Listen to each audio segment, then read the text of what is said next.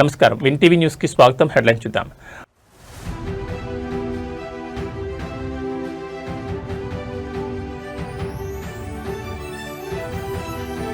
ఖమ్మంలో హైడ్రామా, తెలంగాణ జాగృతి అధ్యక్షురాలు కవిత arrest.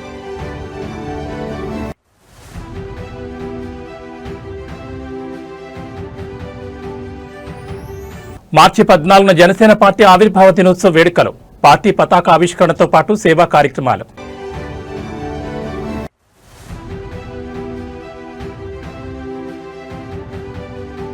Gandipet Golconda resorts లో బీఆర్ఎస్ కీలక వర్క్ షాప్ ప్రారంభం. అసెంబ్లీ వ్యూహాలపై ఎమ్మెల్యేలు, ఎమ్మెల్సీలకు కేటీఆర్ దిశానిర్దేశం.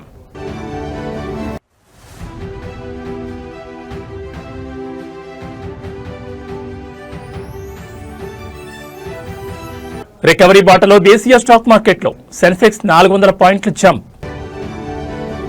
ఇక డీటెయిల్స్ చూస్తే, ఖమ్మం వెలుగుమట్ల భూదాన్ బాధితుల న్యాయం కోసం నిరవధిక నిరాహార దీక్ష చేస్తున్న తెలంగాణ జాగృతి అధ్యక్షురాలు కవిత, విశారదన్ మహారాజులను పోలీసులు తెల్లవారుజామున అరెస్ట్ చేశారు.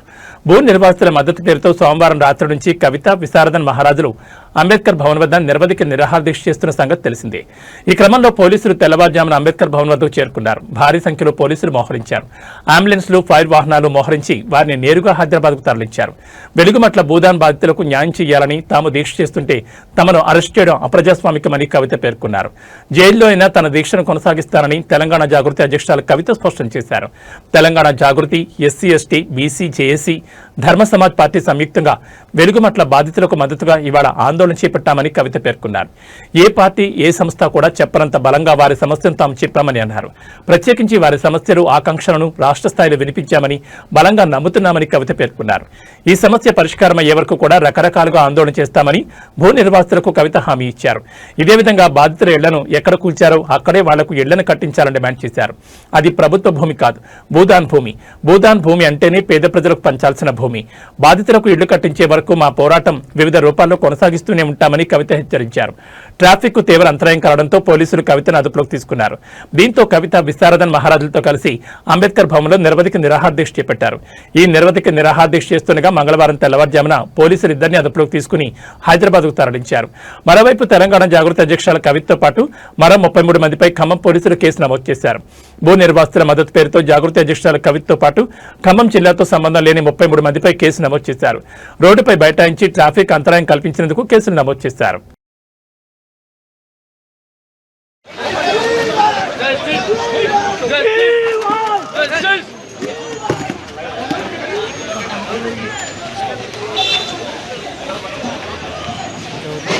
తెలంగాణ రాజకీయ యువనికపై కొత్త మార్పులు చోటు చేసుకుంటున్నాయి. రాష్ట్ర నూతన గవర్నర్ శివప్రతాప్ శుక్లా నేడు భాగ్యనగరంలో అడుగుపెట్టనున్నారు. గతంలో హిమాచల్ ప్రదేశ్ గవర్నర్ గా పనిచేసిన ఆయన ఇప్పుడు తెలంగాణలో బాధ్యతలు చేపట్టబోతున్నారు. కాసేపట్లో శంషాబాద్ ఎయిర్పోర్టుకు చేరుకోనున్న శుక్లాకు ముఖ్యమంత్రి రేవంత్ రెడ్డి, ఇతర మంత్రులు, ఉన్నతాధికారులు ఘనంగా స్వాగతం పలుకుతున్నారు. ఇప్పటి వరకు ఇక్కడ గవర్నర్ గా ఉన్న జిష్ణుదేవ్ వర్మ మహారాష్ట్రకు బదిలీ కాగా ఆయన నేడు సాయంత్రం ముంబైలో ప్రమాణ స్వీకారం చేయనున్నారు. నూతన గవర్నర్ గా శివప్రతాప్ శుక్లా రేపు ప్రమాణ స్వీకారం చేసే అవకాశం ఉంది. ఈ నియామకం రాష్ట్ర అసెంబ్లీ బడ్జెట్ సమావేశాల వేళ అత్యంత ప్రాధాన్యత సంతరించుకుంది. మార్చి 16వ తేదీ నుంచి ప్రారంభం కానున్న అసెంబ్లీ సమావేశాల్లో తొలి రోజున ఉభయ సభలను ఉద్దేశించి ఆయన ప్రసంగిస్తారు. ఉత్తరప్రదేశ్ చెందిన శుక్లాకు రాజకీయాల్లో సుదీర్ఘ అనుభవం ఉంది. గతంలో కేంద్ర ఆర్థిక శాఖ సహాయ మంత్రిగా పనిచేసిన ఆయన సీనియర్ పార్లమెంటేరియన్ గా కూడా పేరు తెచ్చుకున్నారు.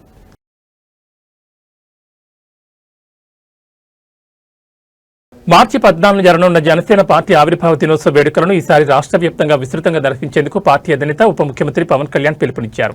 ఉమ్మడి జిల్లా, నగర, మండల కేంద్రాలు, పంచాయతీల స్థాయిలో జనసేన శ్రేణులు వేడుకలను ఘనంగా నిర్వహించనున్నారు. పార్టీ పతాక ఆవిష్కరణతో పాటు సేవా కార్యక్రమాలు చేపట్టాలని జనసేన అధినేత సూచించారు. మొదట పిఠాపురంలో రాష్ట్ర స్థాయి కార్యక్రమంగా నిర్వహించాలని నిర్ణయించాలని జనసేన అధినేత పవన్ కళ్యాణ్ నిర్ణయించారు. ఎండల తీవ్రత నేపథ్యంలో వేడుకల నిర్వహణ విధానంలో మార్పులు చేశారు. రాష్ట్ర స్థాయి కార్యక్రమం బదులుగా జిల్లా, నగర, మండల కేంద్రాల్లోనే స్థానికంగా వేడుకలు నిర్వహించాలని పార్టీ శ్రేణులకు పిలుపునిచ్చారు. జన సైనికులు, వీర మహిళలు, పార్టీ నాయకుల సమక్షంలో ఈ కార్యక్రమాలు జరగనున్నాయి. ఉద్యమ సభ్యత్వం పొందిన వారితో కలిసి వేడుకలు జరపనుంటుంది. పార్టీ సిద్ధాంతాలు, రాష్ట్ర అభివృద్ధి లక్ష్యాలను పవన్ ప్రజలకు వివరించనున్నారు.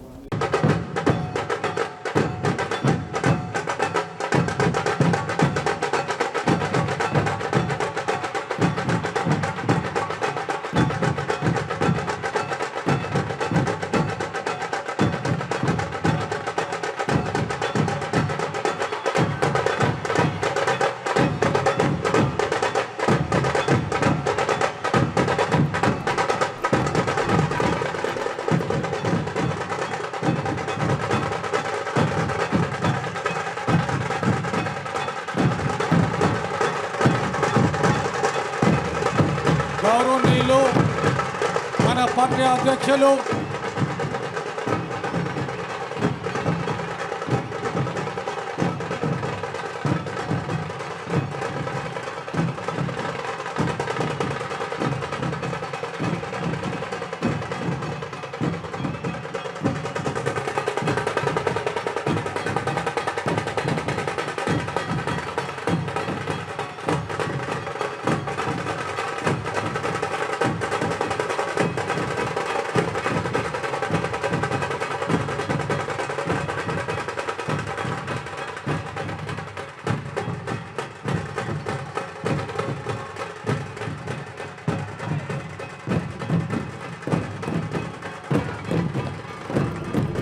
ఢిల్లీ మద్యం కేసులో రౌజ్ రెవెన్యూ సిబిఐ ప్రత్యేక న్యాయస్థానం ఆమ్ ఆద్మీ పార్టీ అగ్రనేతలు అరవింద్ కేజ్రీవాల్, మనీష్ సిసోడియా, తెలంగాణ జాగృతి అధ్యక్షురాలు కె కవితతో పాటు మరో 20 మందికి విముక్తి కలిగించినప్పటికీ ఈడీ మాత్రం ఈ కేసును వదిలేలేదు. కేసుపై సిబిఐ న్యాయస్థానం ఇచ్చిన తీర్పును సవాల్ చేస్తూ దర్యాప్తు సంస్థ ఈడీ మరోసారి ఢిల్లీ హైకోర్టును ఆశ్రయించింది. దర్యాప్తు సంస్థ అప్పీలును స్వీకరించిన హైకోర్టు సోమవారం విచారణ ప్రారంభించింది. ఈ కేసు దర్యాప్తు చేసిన సిబిఐ అధికారులపై శాఖాపరమైన విచారణ చేపట్టాలని, వారిపై తగిన చర్యలు తీసుకోవాలని ట్రయల్ కోర్టు న్యాయమూర్తి జితేంద్ర ప్రతాప్ సింగ్ జారీ చేయగా దానిపై స్టే ఇచ్చింది. సిబిఐ తరపున సొలిసిటర్ జనరల్ తుషార్ మెహతా తన వాదనలు వినిపించగా దాన్ని పరిశీలించిన హైకోర్టు న్యాయమూర్తి జస్టిస్ స్వర్ణకాంత్ శర్మ మధ్యంతర ఉత్తర్వులు జారీ చేశారు. కాగా ఈ సందర్భంగా పిటిషనర్ తరపు న్యాయవాది మాట్లాడుతూ ప్రతివాదులకు వ్యతిరేకంగా సమర్పించిన సాక్ష్యాధారాలను ట్రయల్ కోర్టు పరిగణలోకి తీసుకోలేదని వాదించారు. అదే సమయంలో దర్యాప్తు సంస్థకు వ్యతిరేకంగా ట్రయల్ కోర్టు న్యాయమూర్తి చేసిన వ్యాఖ్యల్లో నిజం లేదని పేర్కొన్నారు. అయితే సిబిఐ కేసులో నిందితులందరినీ డిశ్చార్జ్ చేస్తూ న్యాయస్థానం ఉత్తర్వులు ఇవ్వడం మూలంగా ఈ కేసుతో ముడిపడిన మనీ లాండరింగ్ కేసు దెబ్బతినే అవకాశం ఉందని, దానిపై స్టే ఇవ్వాలని కోరారు. ఆ వాదనలను పరిగణలోకి తీసుకున్న కోర్టు దర్యాప్తు సంస్థ దర్యాప్తు అధికారిపై ట్రయల్ కోర్టు జడ్జి చేసిన వ్యాఖ్యలపై స్టే విధించింది. హైకోర్టులో ప్రస్తుత విచారణ పూర్తయ్యేంత వరకు ఈడీ కేసుపై విచారణను వాయిదా వేస్తూ ట్రయల్ కోర్టుకు ఆదేశాలు జారీ చేసింది. కాగా తదుపరి విచారణను ఈ నెల 16వ తేదీకి వాయిదా వేసింది. కాగా ఈ కేసుపై దర్యాప్తు సంస్థ న్యాయవాది తుషార్ మెహతా హైకోర్టులో తన వాదనలు వినిపిస్తూ ఢిల్లీ మద్యం కేసు దేశ రాజధాని చరిత్రలో జరిగిన అతిపెద్ద కుంభకోణాల్లో ఒకటని వివరించారు. మద్యం విధానంలో తమకు అనుకూలమైన నిబంధనలు పొందుపరిచినందుకు నిందితులు ఆమ్ ఆద్మీ పార్టీకి చెందిన విజయ్ నాయర్కు 100 కోట్లు చెల్లించారన్నారు. ఇందులో 44.50 కోట్లు హవాలా రూపంలో బదిలీ చేయగా వాటిని గోవా ఎన్నికల్లో పార్టీ ఫండ్ కింద చెల్లించారని సిబిఐ శాస్త్రీయ ఆధారాలతో తేల్చిందన్నారు. అయినా ట్రయల్ కోర్టు న్యాయమూర్తి దీనిపై సరైన విచారణ చేయకుండా నిందితులందరినీ విడుదల చేశారని ఆరోపించారు. ఈ డిశ్చార్జ్ పిటిషన్లపై విచారణ పూర్తయిన కేవలం 12 రోజుల్లోనే ట్రయల్ కోర్టు జడ్జి 600 పేజీల తీర్పును వెలువరించడం విచిత్రంగా ఉందని తుషార్ మెహతా వాదించారు. అప్రూవర్లు ఇచ్చిన వాంగ్మూలాలను ప్రాథమిక దశలోనే మిగతా సాక్ష్యాధారాలతో సరిపోల్చి చూడాలని చెప్పడం న్యాయ సూత్రాలను తప్పుగా అన్వయించారని ఆయన తన వాదనలు వినిపించారు.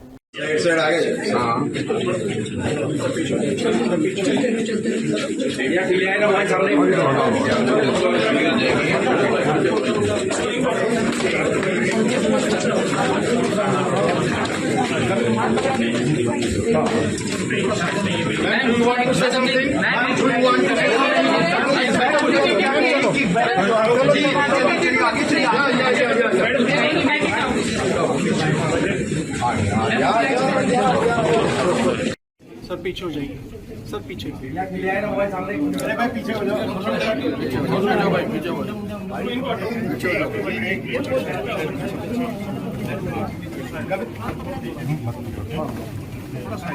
Ma'am, you want to say something? Ma'am, you want to comment on anything? Ma'am, इस बैग को लेकर क्या भी एक किक बैग दो आगे चलिए। Ma'am, would you like to say something? It's an illegal arrest. They're going to fight it out. Illegal arrest. जाती थी केजरीवाल भ्रष्ट है, केजरीवाल भ्रष्ट है।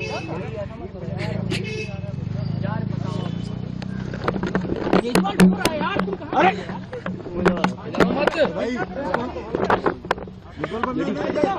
हो गए संभालिए सर, अपने आप संभालिए, हिम्मत सर, पीछे लाओ मत भाई। ये केजरीवाल भ्रष्ट नहीं है।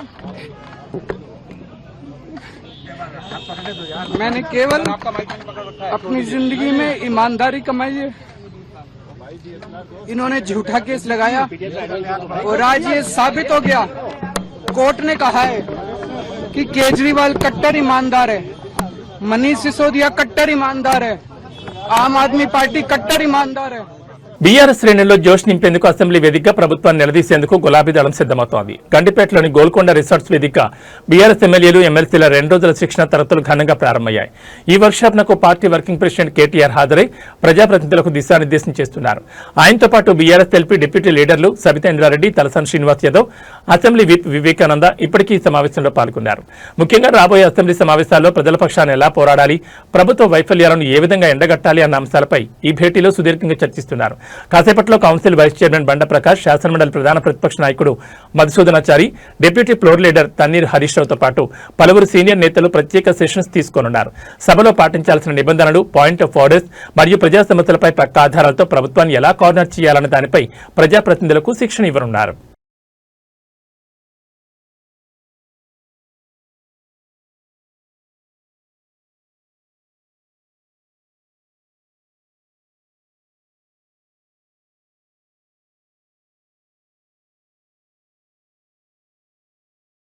ఏపీలోని కదిరి నియోజకవర్గ రాజకీయాలు ఆసక్తికరంగా మారాయి. కదిరి లక్ష్మీ నరసింహస్వామి రథోత్సవం సందర్భంగా కూటమి మధ్య విభేదాలు బయటపడ్డాయి. కదిరి ఎమ్మెల్యే టీడీపీ నేత కందికుంట ప్రసాద్ ఆదేశాలతో పోలీసులు బీజేపీ నేత విష్ణువర్ధన్ రెడ్డిని అరెస్ట్ చేసినట్లు సమాచారం. ఈ రోజు ఉదయం తన అనుచరులతో నరసింహస్వామి రథోత్సవానికి వెళ్లేందుకు విష్ణువర్ధన్ సిద్దమయ్యారు. అంతకుముందే పోలీసులు ఆయన ఇంటికొచ్చారు. రథోత్సవానికి వెళ్లకూడదని హౌస్ అరెస్ట్ చేస్తున్నామని చెప్పారు. ఆయన రాకుండా ఉండాలని కందికుంట ప్రసాద్ ఆంక్షలు విధించినట్లు నియోజకవర్గంలో చర్చించుకుంటున్నారు. రథోత్సవం వద్ద ఉద్రిక్తలు తలెత్తే అవకాశం ఉందని ముందస్తు చర్యల్లో భాగంగా పోలీసులు విష్ణువర్ధన్ అరెస్ట్ చేశారు. దీనిపై ఎమ్మెల్యే కందికుంట ప్రసాద్ స్పందించారు. కదిరిలో ఎలాంటి వివాదాలు లేవని ఆయన స్పష్టం చేశారు. ఎమ్మెల్యే అయిన తానే రథం ఎక్కలేదని, ఎమ్మెల్యే అనే హోదాను తాను చూపించుకోవడం లేదని, ఎంతో తగ్గిముంటున్నారని ప్రకటించారు. చిన్న మనస్తత్వం ఉన్న వాళ్లే వివాదం సృష్టిస్తున్నారని, వారి సంగతి దేవుడే చూసుకుంటారని వెల్లడించారు.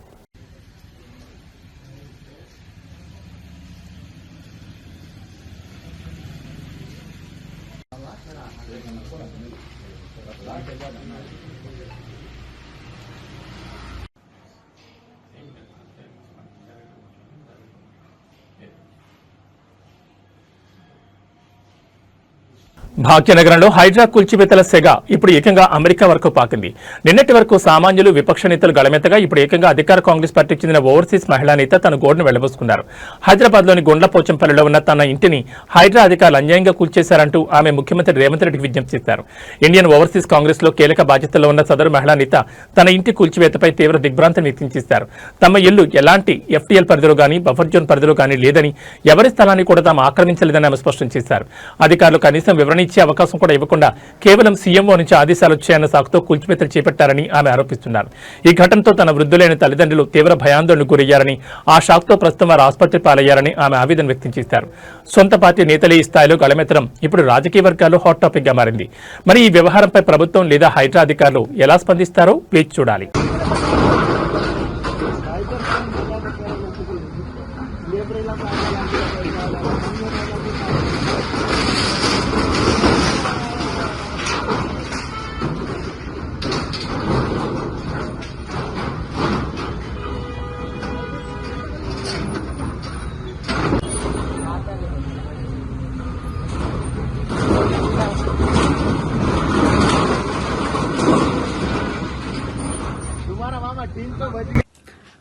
గౌరవనీయులైన తెలంగాణ ముఖ్యమంత్రి గారు శ్రీ రేవంత్ రెడ్డి గారి అన్నయ్యకి నమస్కారం.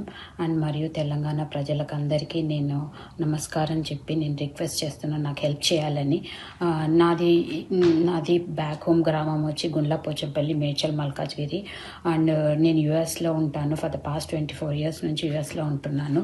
మా గుండ్లపోచంపల్లిలో నిన్న ఫ్రమ్ జిహెచ్ఎంసీ మేడ్చల్ ఆఫీస్ నుంచి ఏసీపీ సుకన్య గారు జేసీపీ తీసుకొని మనుషుల్ని, పోలీసుల్ని తీసుకొని వచ్చి సడన్గా మాకు టైం ఇవ్వకుండా కొంతమంది సెలెక్టెడ్గా కొన్ని కుటుంబాలది ఇల్లులు permanent structure with no intimation, no permission వచ్చేసి జేసీపీతో డిస్మాంటిల్ చేసేసారు.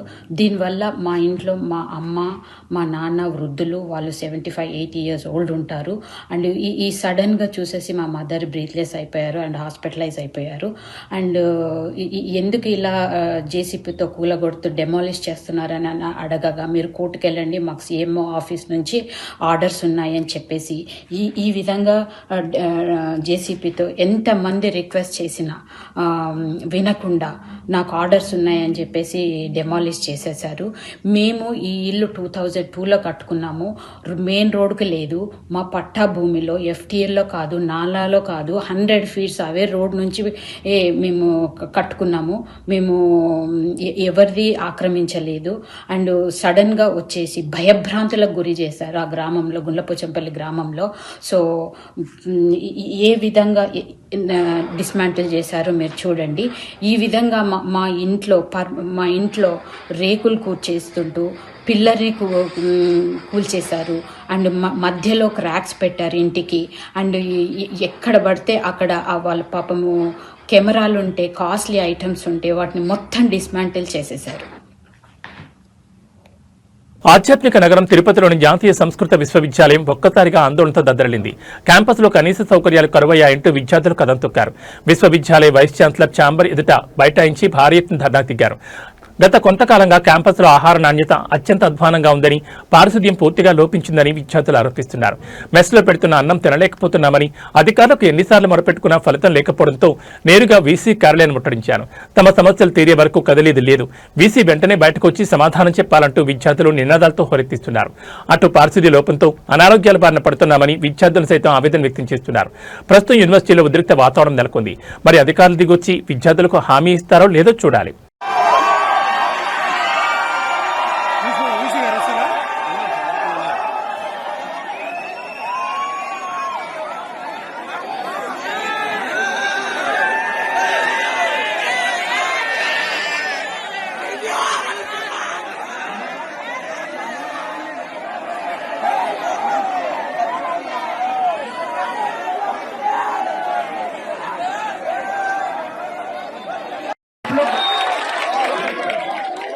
आप लोग कोशिश कीजिए थोड़ा सा बैठने की, नहीं तो आपकी इच्छा।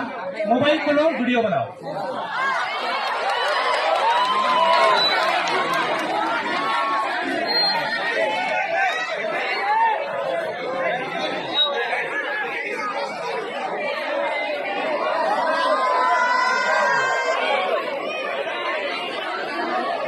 తెలంగాణ పోలీస్ నిరుద్యోగ జేఏసీ మిలియన్ మార్చ్ నేపథ్యంలో దిల్సుఖ్ నగర్ లో ఉద్రిక్త వాతావరణం నెలకొంది. 20,000 పోలీసు ఉద్యోగాలతో నోటిఫికేషన్ విడుదల చేయాలని డిమాండ్ చేస్తూ జేఏసీ నేడు నిరసనలకు పిలుపునిచ్చింది.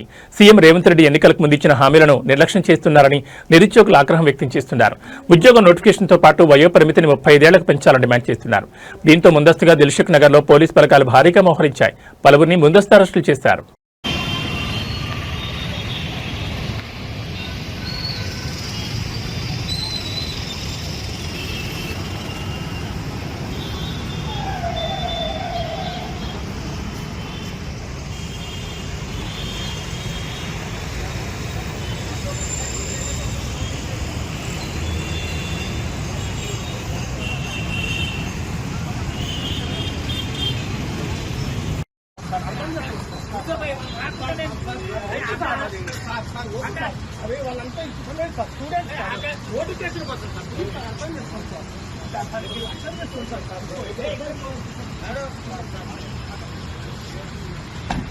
ప్రముఖ నటి లావణ్య త్రిపాఠి కొణిదెల సోషల్ మీడియాలో తనపై జరుగుతున్న వేధింపులపై కఠిన చర్యలకు ఉపక్రమించారు. తనను తన కుటుంబ సభ్యులను లక్ష్యంగా చేసుకుని అసభ్యకర పోస్టులు, కామెంట్లు పెడుతున్న వారిపై చర్యలు తీసుకోవాలని కోరుతూ ఆమె హైదరాబాద్ సైబర్ క్రైమ్ పోలీసులను ఆశ్రయించారు. గత కొంతకాలంగా పర్పుల్ క్రేయాన్ 00 అనే ఇన్స్టాగ్రామ్ ఖాతా ద్వారా తన వ్యక్తిగత జీవితం, నైతిక విలువలను కించపరిచేలా పోస్టులు పెడుతున్నారని లావణ్య తన ఫిర్యాదులో పేర్కొన్నారు. అత్యంత అసభ్య పదజాలంతో కామెంట్లు చేస్తూ తన ప్రతిష్టకు భంగం కలిగించే ప్రయత్నం చేస్తున్నారని ఆమె పోలీసులకు వివరించారు. ఈ వేధింపులపై చట్టపరమైన చర్యలు తీసుకోవాలని, వివాదాస్పద పోస్టులను వెంటనే తొలగించాలని ఆమె కోరారు. లావణ్య ఫిర్యాదును స్వీకరించిన సైబర్ క్రైమ్ పోలీసులు కేసు నమోదు చేశారు. ఐటీ చట్టంలోని సెక్షన్ 67తో పాటు భారత న్యాయ సంహిత బిఎన్ఎస్లోని సెక్షన్లు 78, 79 కింద కేసు నమోదు చేసి దర్యాప్తు ప్రారంభించారు. సదరు ఇన్స్టాగ్రామ్ ఖాతాను నిర్వహిస్తున్న నిందితులను గుర్తించేందుకు సాంకేతిక ఆధారాలతో విచారణ జరుపుతున్నామని పోలీసులు తెలిపారు. అంతర్జాతీయంగా నెలకొన్న అనిశ్చిత నేపథ్యంలో రష్యా అధ్యక్షుడు వ్లాదిమిర్ పుతిన్ కు అమెరికా అధ్యక్షుడు డొనాల్డ్ ట్రంప్ ఫోన్ చేసి మాట్లాడారు. ఇరాన్ యుద్ధం, చమురు సరఫరాలో అంతరాయం, మధ్యప్రాచ్యంలో ఉద్రిక్తతలు మొదలైన విషయాలపై ఇరువురు నేతల మధ్య చర్చలు జరిగినట్లు రష్యా అధ్యక్ష కార్యాలయం క్రెమ్లిన్ వెల్లడించింది. ఇద్దరి మధ్య దాదాపు గంట పాటు చర్చలు జరిగినట్టు తెలుస్తోంది. ఉక్రెయిన్, రష్యా, అమెరికా త్రిముఖ చర్చల గురించి కూడా ఈ సంభాషణలో ప్రస్తావన వచ్చినట్లు సమాచారం. యుద్ధం కారణంగా తమ మిత్ర దేశమైన ఇరాన్ భారీగా నష్టపోతున్నట్లు పుతిన్ ఆందోళన వ్యక్తం చేశారని క్రెమ్లిన్ వెల్లడించింది. ఇరాన్తో జరుగుతున్న యుద్ధాన్ని త్వరగా ముగించేందుకు చర్యలు తీసుకోవాలని ట్రంప్నకు పుతిన్ సూచించారని తెలిపింది. యుద్ధం ముగింపునకు తీసుకోవాల్సిన దౌత్య చర్యలపై కొన్ని ప్రతిపాదనలను ట్రంప్నకు పుతిన్ సూచించినట్లు రష్యా విదేశాంగ సలహాదారు యూరీ ఉషాకోవ్ తెలిపారు. ఉక్రెయిన్, రష్యా యుద్ధం గురించి కూడా ట్రంప్, పుతిన్ మాట్లాడుకున్నట్లు యూరీ ఉషాకోవ్ తెలిపారు. ఉక్రెయిన్తో యుద్ధం ముగింపై అమెరికా ప్రతినిధులతో జరుగుతున్న ద్వైపాక్షిక చర్చల గురించి కూడా ట్రంప్, పుతిన్ మాట్లాడుకున్నారని పేర్కొన్నారు. కాగా ఇరాన్ నూతన సుప్రీం లీడర్తో పుతిన్ మాట్లాడారని, టెహ్రాన్కు రష్యా సంపూర్ణ మద్దతు ఉంటుందని తెలిపారని ఉషాకోవ్ వెల్లడించారు.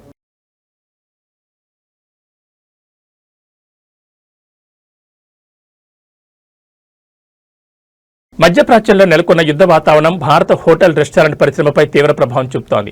ఇరాన్, ఇజ్రాయెల్, అమెరికా ఉద్రిక్తతల కారణంగా కీలకమైన ఇంధన రవాణా మార్గాల్లో అంతరాయాలు ఏర్పడడంతో దేశంలోని ప్రధాన నగరాల్లో వాణిజ్య వంట గ్యాస్ సిలిండర్లకు తీవ్ర కొరత ఏర్పడింది. బెంగళూరు, చెన్నై, ముంబై వంటి నగరాల్లోని హోటళ్లు మూసివేత అంచుకు చేరుకున్నాయి.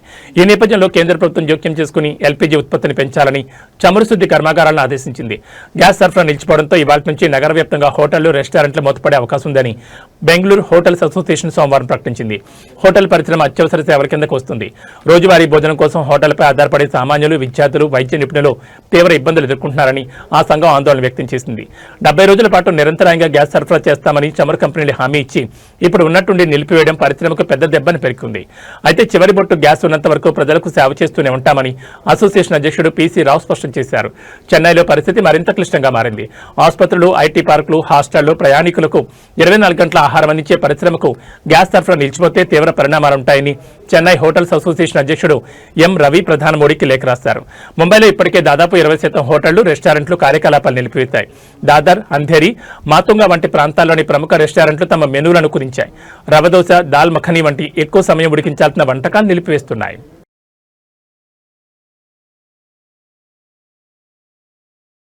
పెళ్లిళ్లు, శుభకార్యాల సమయాల్లో మళ్లీ బంగారం ధరలు షాకిచ్చాయి. పశ్చిమాసియా యుద్ధం కారణంగా గత కొద్ది రోజులుగా ధరలు తగ్గుముఖం పట్టాయి. దీంతో సామాన్యులు కూడా చాలా సంతోషించారు. కానీ ఆనందం ఎంతోసేపు లేదు. అంతర్జాతీయ పరిణామాలు తేరుకుంటున్న తరుణంలో ధరలు మరోసారి జలెక్కించాయి. తాజాగా తులం గోల్డ్ ధరపై 700 పెరగగా కిలో వెండిపై 10,000 పెరిగింది. తులం గోల్డ్పై 700 పెరగడంతో బులియన్ మార్కెట్లో 24 క్యారెట్ల 10 గ్రాముల ధర 1,62,380 దగ్గర ట్రేడ్ అవుతోంది. ఇక 22 క్యారెట్ల 10 గ్రాముల ధరపై 650 రూపాయలు పెరగడంతో 1,48,850 దగ్గర అమ్ముడవుతోంది. ఇక 18 క్యారెట్ల 10 గ్రాముల బంగారం ధరపై 530 పెరగడంతో 1,21,790 దగ్గర ట్రేడ్ అవుతోంది. ఈ రోజు సిల్వర్ ధర భారీ షాక్ ఇచ్చింది. ఈ రోజు కిలో వెండి ధరపై 10,000 పెరగడంతో బులియన్ మార్కెట్లో కిలో వెండి 2,90,000 దగ్గర అమ్ముడవుతోంది. హైదరాబాద్, చెన్నైలో మాత్రం కిలో వెండి ధర 3 లక్షల దగ్గర ట్రేడ్ అవుతోంది. ఢిల్లీ, ముంబై, కోల్కతాలో కిలో వెండి 2,90,000 దగ్గర అమ్ముడవుతోంది. అమెరికా, ఇజ్రాయెల్ వర్సెస్ ఇరాన్ యుద్ధం కారణంగా స్టాక్ మార్కెట్లు గత కొద్ది రోజులుగా నష్టాల్లో కొనసాగుతున్నాయి. ఈ క్రమంలో సోమవారం కూడా భారీ నష్టాల్లో ముగిశాయి. కానీ గత సెషన్లో భారీ పతనంతో ఇన్వెస్టర్లను ఆందోళన గురిచేసిన భారతీయ స్టాక్ మార్కెట్లు నేడు ఉదయం నుంచే రికవరీ బాటపట్టాయి. అంతర్జాతీయ మార్కెట్ల నుంచి అందిన సానుకూల సంకేతాలతో పాటు కనిష్ట స్థాయిల వద్ద ఇన్వెస్టర్లు కొనుగోళ్లకు మొగ్గు చూపడం మార్కెట్లకు భారీ ఊతాన్నిచ్చింది. ప్రస్తుతం సెన్సెక్స్ 77,991 పాయింట్ల వద్ద ట్రేడ్ అవుతూ సుమారు 425 పాయింట్ల లాభంతో బలంగా కొనసాగుతోంది. అటు నిఫ్టీ కూడా తన కీలక స్థాయిలను తిరిగి పుంజుకుని 24,139.25 పాయింట్ల వద్ద ట్రేడ్ అవుతూ ఇన్వెస్టర్లలో ఆశలు చిగురింపు చేస్తోంది. నేటి మార్కెట్ గమనానికి ప్రధానంగా ఐటీ, బ్యాంకింగ్, ఫైనాన్షియల్ సర్వీసెస్ రంగాలు వెన్నుదన్నుగా నిలిచాయి. నిన్నటి భారీ నష్టాల తర్వాత నాణ్యమైన షేర్ల ధరలు ఆకర్షణీయంగా మారడంతో దేశీయ ఇన్వెస్టర్లు పెద్ద ఎత్తున కొనుగోలు చేపట్టారు. దీనికి తోడు అమెరికా, ఇతర ఆసియా మార్కెట్ల సానుకూల ధోరణి కూడా మన మార్కెట్లలో ఉత్సాహం నింపింది. ప్రస్తుత ట్రెండ్ కొనసాగితే మార్కెట్లు మరింత లాభాల్లో ముగిసే అవకాశం ఉందని విశ్లేషకులు భావిస్తున్నారు.